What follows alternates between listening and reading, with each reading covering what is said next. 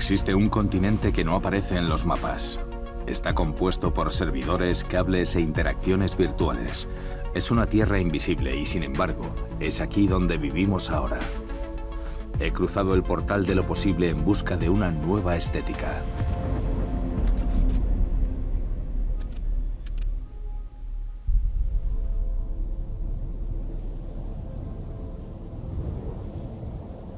La búsqueda de un estilo, de una apariencia y por tanto de pertenencia, es un camino largo y complejo en el que muchos nos hemos perdido. A decir verdad, yo aún me estoy buscando. Al adoptar la apariencia de otra persona, corro el riesgo de pasar de largo ante mi propia verdad. Sin embargo, aunque no sea consciente, la ropa que llevo, los objetos que decoran mi casa, las aficiones que tengo e incluso el lenguaje que utilizo, son todos signos que obedecen a una codificación invisible. Sin saberlo, puede que pertenezca a un círculo muy cerrado, que me espera en secreto.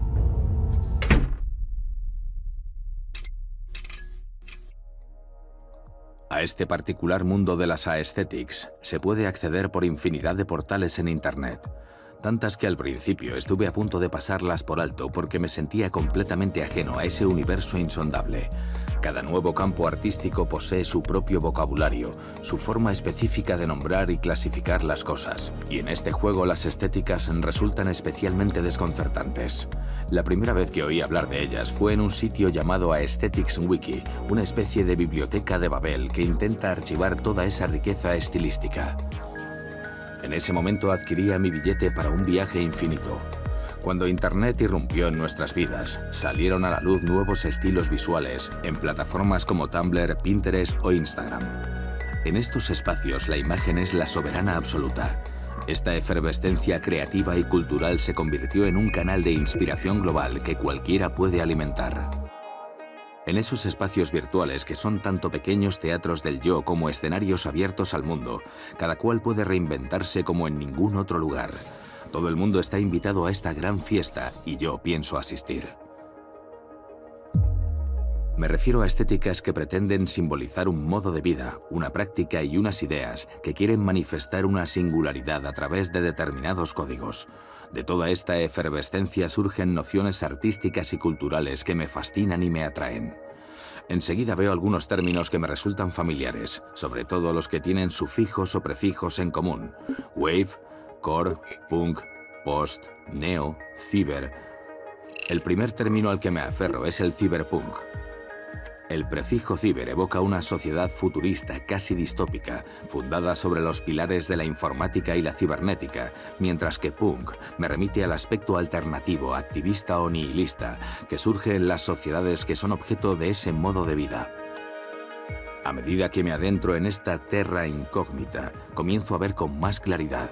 Hay muchos términos que funcionan por asociación. Según que se coloque junto al término punk, tendrá uno u otro sentido. Por ejemplo, el solar punk me sugiere un mundo utópico basado en las energías renovables.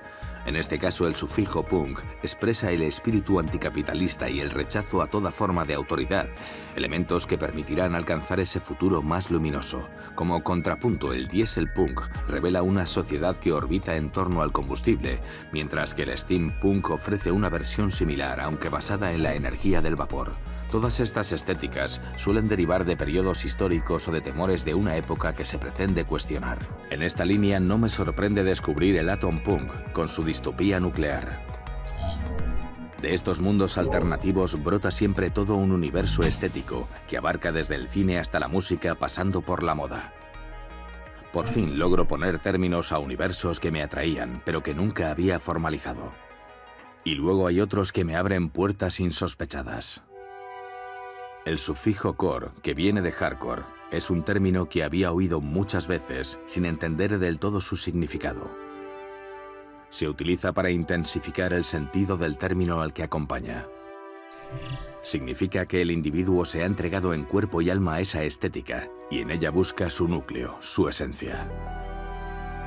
Ya conocía el normcore, que implica vestirse con la ropa más común posible.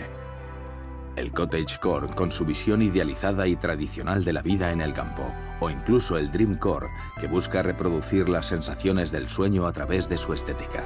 Poner palabras a estos conceptos me anima a seguir explorando, a adentrarme aún más en estos desconcertantes universos. Me invade la extraña sensación de que al perderme me encuentro más fácilmente. Los términos encore me invocan un viaje hacia lo extremo, donde las prácticas y los estilos pueden ser fuera de lo común, excesivos, incluso incompatibles, con una sociabilidad ordinaria. Percibo en ellos algo relacionado con la obsesión, la acumulación y la saturación, que aquí se asumen y se reivindican.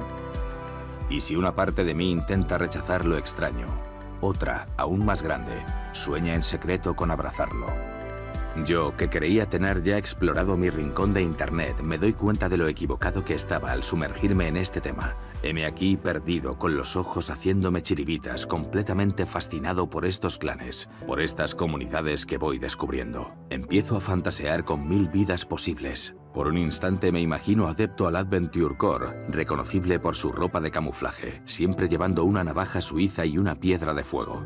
Me veo durmiendo en una tienda de campaña, haciendo la comida en una hoguera que enciendo yo mismo, a la sombra de mi jeep de tracción a las 4 ruedas. En mi mochila de senderismo se hallará sin duda un libro de Jack London, y en mi móvil de conexión por satélite y diseño de camuflaje habré descargado las películas de Cocodrilo Dundee y unos cuantos discos de la mejor música country. Cada estética que descubro me conduce a variantes cada vez más especializadas. El Adventure Core me lleva al Camp Core, al Desert Wave o al Jungle Core, cuyas conexiones percibo enseguida.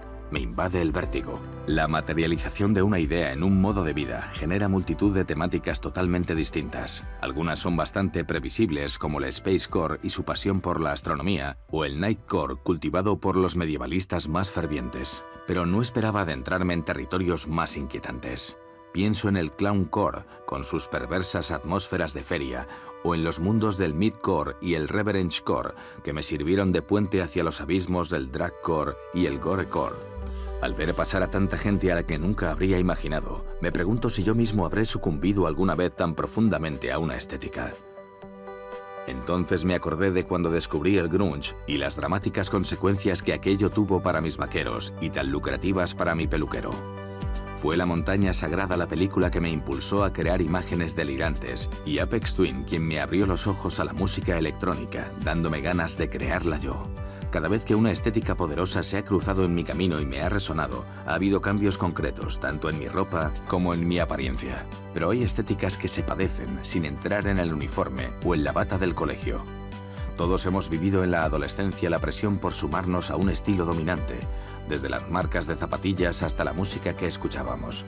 En mis años de instituto había que llevar la camiseta Waikiki, un plumífero Cheviñón y unas Timberland carísimas, y quien no tuviese gusto o dinero suficiente podía pasarlo mal por aquella imposición. Es cierto que las marcas y los estilos han cambiado, pero sigue existiendo esa presión social de la adolescencia. A través de estas estéticas me pregunto cuál es la norma y, más allá de eso, ¿de dónde nace esa necesidad sempiterna de seguirla a cualquier precio o de huir de ella a toda costa? Las estéticas lo abarcan todo. Es prácticamente imposible huir de ellas. Intentar no tener ningún estilo es un estilo en sí mismo, como el normcore del que hablábamos antes. Y aunque tú no te quieras definir, ya habrá alguien que lo haga por ti. Las estéticas están presentes por todas partes en Internet. Cada nueva plataforma trae consigo nuevos estilos y nuevas formas de ser. Cuanto más investigo, más me doy cuenta de que se trata de posicionarse frente a la norma. O bien intentan apartarse de ella para escandalizar al común de los mortales, distanciándose de la sociedad mediante el exceso, o bien por lo contrario se vuelven tan populares que llegan a sustituir a la norma anterior a través de la moda, la cultura o los productos de consumo. Al pensarlo me doy cuenta de que los movimientos estéticos suelen reflejarse también en las corrientes musicales. Ambos exploran el terreno de lo sensible, nos alcanzan por medio de mecanismos invisibles. Operan en un plano inenarrable y aún así nos transforman profundamente. Siempre van de la mano de las revoluciones políticas y sociales, habiéndolas seguido o incluso precedido a lo largo de la historia. La irrupción del rap es un ejemplo evidente. Esta música trajo consigo un lenguaje, un tipo de baile, una tipografía, todo un universo estético que conforma la cultura del hip hop. Pero el estilo ilustra también esa curva que va de la vanguardia al mainstream. Nacido en la calle y en sus inicios contrario al sistema, el rap conquistó tantos corazones y pantallas que acabó convirtiéndose en uno de los géneros más escuchados hasta el punto de que su lado subversivo se volvió casi inofensivo. Poco a poco se me va perfilando un patrón. Ciertas estéticas nacen de la fusión al cruzarse con otras anteriores. De hecho, el rap sigue existiendo gracias a todas las ramificaciones que ha generado, volviendo siempre a alguna forma de vanguardia. El cloud rap ofrece atmósferas más etéreas y oníricas, mientras que el death rap explora una oscuridad sangrienta y extrema. Y hay ejemplos hasta hartar. Una estética puede hallarse en los detalles más inesperados. Recuerdo la época del cielo verde de la MTV, cuando se abusaba de la gradación de color digital que acababa de salir. No es sino un detalle más de los muchos que conforman la emblemática estética de finales de los años 90 y principios de los 2000, que hoy conocemos como Y2K. Cuesta mucho definir las estéticas en el momento en que surgen. Sus códigos y símbolos suelen aparecer con el paso del tiempo, y cuanto más tiempo pasa, más se convierten en marcadores definitorios de su época. El tema en el que me he aventurado es tan profundo, tan presente a la hora de hablar de creación, que empiezo a tomar conciencia de mi ignorancia. Descubro estilos gráficos cuya existencia desconocía y que sin embargo llevaban muchísimo tiempo en torno a mí. Cuando tenía 25 años, el Frutiger Aero estaba en pleno apogeo. Estaba literalmente en todas partes, allá donde hubiera que celebrar una utopía tecnológica, ultramoderna, colorida y pop. Es fascinante pensar que yo viví el momento en que predominaba ese estilo, pero que hasta ahora no había cobrado conciencia de su hegemonía. Algunas cosas solo se nos revelan cuando desaparecen. El nombre Frutiger me intriga, así que busco más información. Parece venir de una tipografía muy utilizada con ese tipo de visuales, ya que aparecía en nuestra publicidad, en nuestras revistas y en el diseño de nuestros ordenadores, es decir, imágenes acompañadas de texto. El estilo Frutiger posee varias subcategorías. El Frutiger Aurora me recuerda a los fondos de pantalla. El Frutiger Echo a las bases de datos de imágenes repletas de elementos visuales corporativos. Y en cuanto al Frutiger Metro, me ha producido un escalofrío de vergüenza nostálgica. Este subgénero cuenta a su vez con varias familias, y lo peor es que todas me resultan conocidas. Me han venido flashes de muchísimos objetos, portadas de discos o grafismos que se servían de los códigos de aquellos estilos con nombres tan evocadores como el Vector Garden con sus motivos florales vectoriales y el Funky Metro o el Rave Metro, concebidos para acompañar una nueva era de consumo musical. Siempre he tenido una relación ambivalente con estas modas emergentes en cuanto se inmiscuye el mercado. Si una marca intenta apropiarse de una estética para vender sus productos y de este modo la convierte en mainstream, corre el riesgo de ser mal vista por los fans y de matar así la dimensión underground y de clan de una comunidad.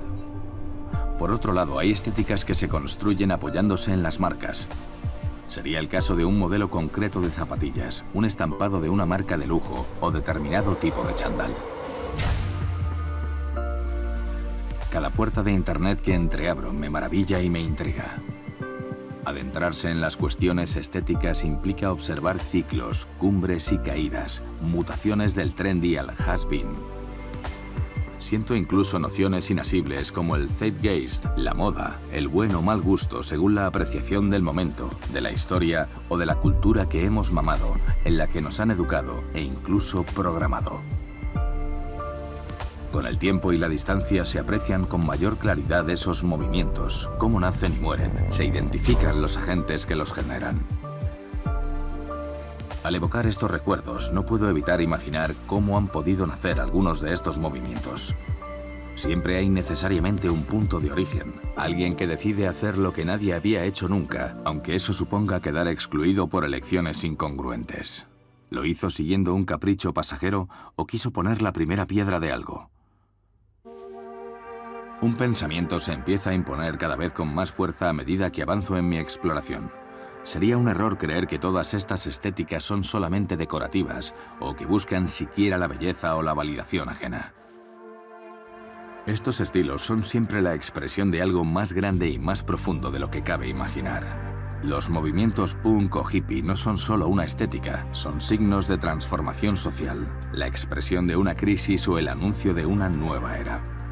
Estas estéticas parecen nacer primero de grupos específicos, al inicio minoritarios, normalmente localizados a nivel social y geográfico. Estas corrientes nacen casi siempre como una forma de reivindicación antes de que empiecen a mutar.